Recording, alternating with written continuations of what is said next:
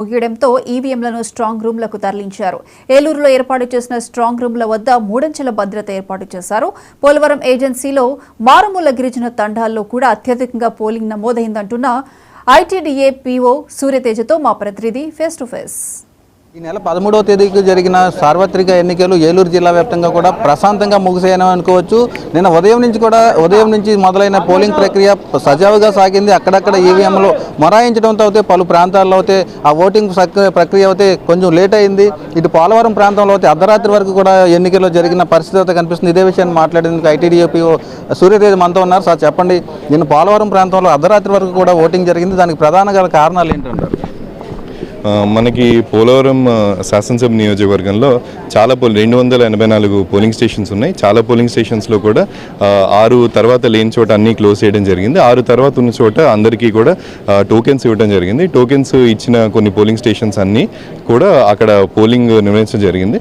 Most of them ఒక 1 hour extra జరగడం జరిగింది. కొన్ని చోట్ల ఎక్కడైతే క్రౌడ్ ఎక్కువ ఉన్నారో 6 o'clockకి ఒక 100 మెంబర్స్ రావటం, అలా ఎవరైతే ఉన్నారో వాళ్ళు కూడా ఒక 7 తర్వాత కూడా 8 వరకు కూడా పోలింగ్ చేయడం జరిగింది.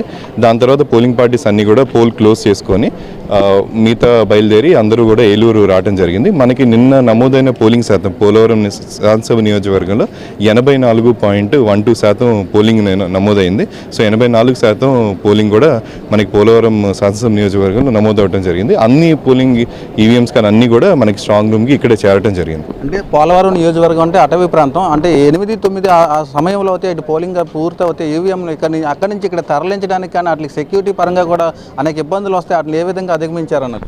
ఇవన్నీ కూడా మనకి ఎలక్షన్ కమిషన్ గైడ్లైన్ ప్రకారం ముందుగా నిర్ణయించిన రూట్స్ ఉన్నాయి. మనకి పోలవరం నియోజకవర్గంలో 7 మండలాలు ఉన్నాయి. 7 మండలాలలో 44 రూట్స్ని ఐడెంటిఫై చేయడం జరిగింది. వీటన్నిటికీ కూడా సాయుధ బలగాలతో వ్యవస్థతో ఈ భద్రత కల్పించడం జరిగింది. వాళ్ళందరికీ కూడా ఆర్టీసీ బస్సులు, పెద్ద బస్సులని ప్రొవైడ్ చేయడం జరిగింది సఫిషియెంట్.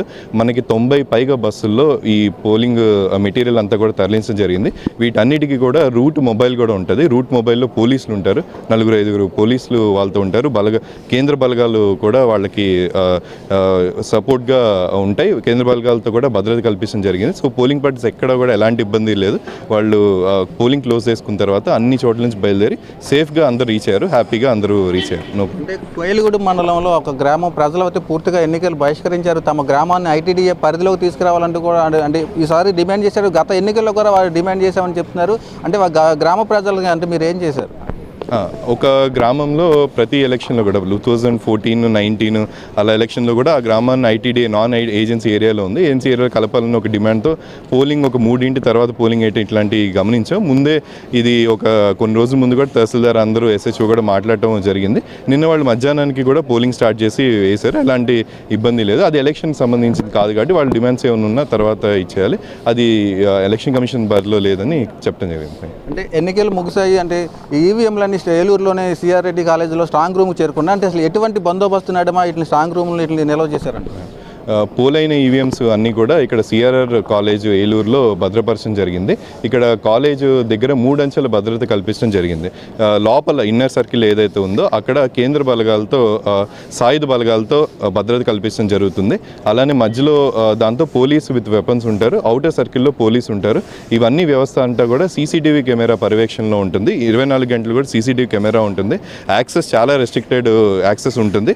సో ఉన్న స్టాఫ్ కూడా ఐడి కార్డు ఉండి ఇష్యూ చేసిన ఐడి కార్డు వాళ్ళు మాత్రమే లోపలికి ఎంట్రీ ఉంటుంది. అది కూడా ఆ ఇన్నర్ పారామీటర్కి ఎవరు కూడా రారు. సో ఎలాంటి ఇబ్బంది లేకుండా సరే జూన్ 4వ తారీఖు వరకు కూడా ఇప్పుడు పోలైన ఈవీఎంస్కి 100% భద్రత కల్పించడం జరిగింది. ఈ విధంగా చూస్తే నిన్న జరిగిన పోలింగ్ ప్రక్రియ ఏలూరు జిల్లా వ్యాప్తంగా ప్రశాంతంగా కొనసాగింది.